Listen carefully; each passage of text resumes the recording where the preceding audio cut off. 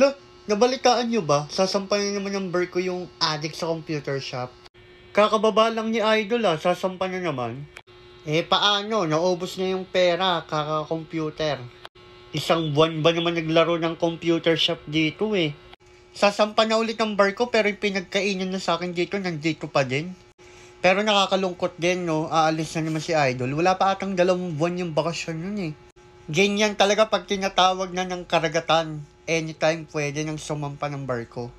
Kung sasampa na naman ng barko si Jose, tanggalin nyo na to. Hindi na ban yun kasi aalis na naman Ano ba yan? Mamimiss ko yung amoy luga na tenga ni Idol.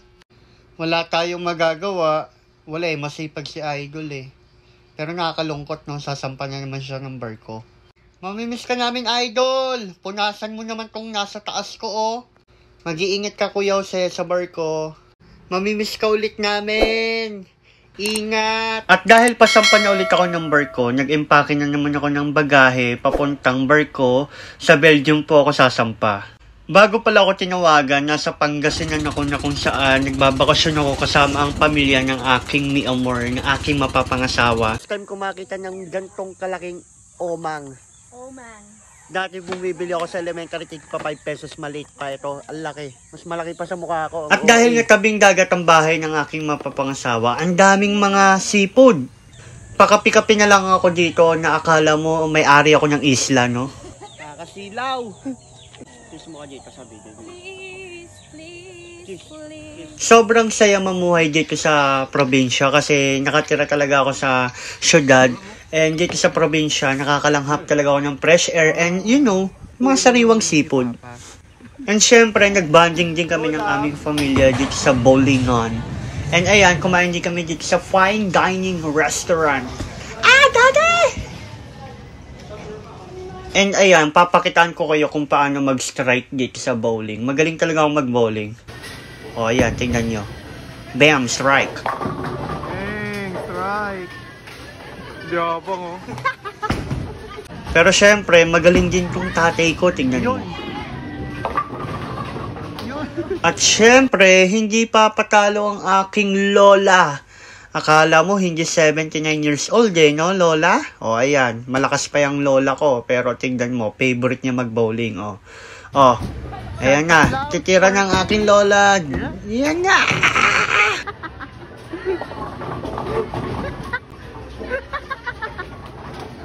Pero syempre, itong nanay ko, hindi pa patalo. Ayan naka-jacket pa yan. Tignan nyo kung paano tumira ang aking nanay. Mauubos yan, tignan nyo. Ayan na. May natira pa. Hindi pa patalo pa rin si mami, diba? Pero syempre, bago ulit ako sumampa ng barko, nagsimba ako dito sa Baclaran Church kasama ang aking pamilya. Ayun lang, bye!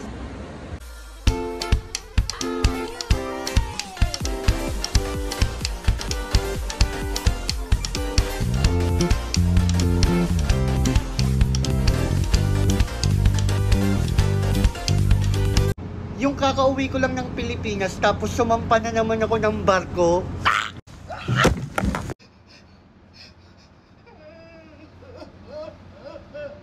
Grabe naman yung pangangailangan ko. Ang lakas ng hangin. Napakalakas. 8 months na naman ako mabubulok dito sa barko.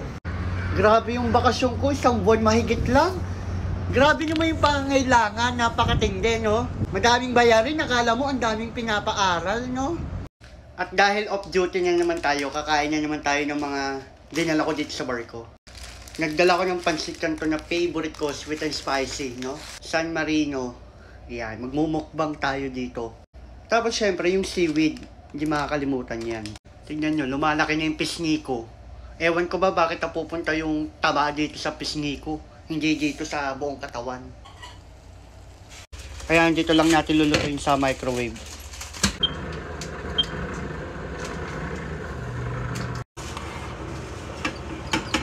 Ayan, naluto ko na yung pansit canton na sweet and spicy. Then bubuksan natin tong San Marino.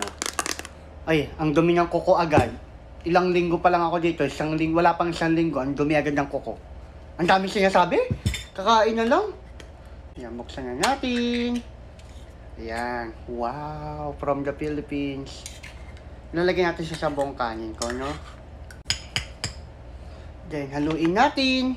Tapos, lalagyan natin ng mayo, no? Yan. I-spread muna natin. Nakaharang yung pansit canton. Ang OA. Paharang-harang kasi. Yan. Tapos, lalagyan natin ng mayo from, ano to? Sa Netherlands to. Kung social, Netherlands. Ang yabang. Lahat na lang pinagyayabang talaga. Galing naman sa barko.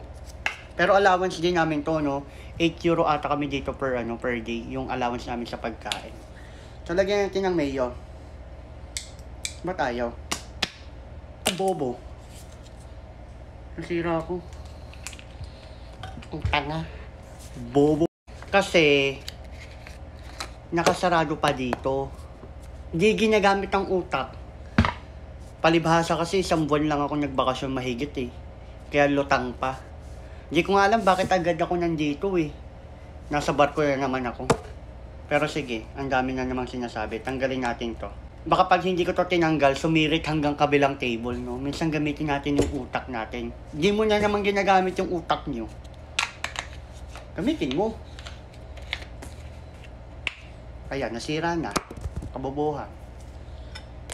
Uy, nilabasan. Damihan natin kasi I really love mayo. Wow, pa-English, porkit nasa Europe. Haluin, hanggang sa mahilo yung San Marino, no? Ayan. Tama na nga itong vlog na to. Nagugutom na ako. Actually, hindi ko talaga alam bakit agad ako nandito. Grabe. Hindi ko man lang na-enjoy yung bakasyon ko. Puro training pa. Pero syempre, hindi mawawala tong seaweed, no? Ayan. Wow. Wait lang. ASMR. Ang daming alam. Kakain na lang. Thank you, Lord. Okay. Una, maglalagay tayo nito sa nori. Nori tawag dito, di ba? Ayan. Tapos, sasabayan ng isang subong pansit canton. Grabe, patay gutom. Pinagsabay-sabay na. Pwede mo isa-isa lang. Ayan. Ay. Nasa harapan yung pagkain. Ang daming alam. Sarap. Grabe. Para lang ako nasa Pilipinas. Para lang ako nagbo-boarding house. Tapos, pansit canton. Nahulog.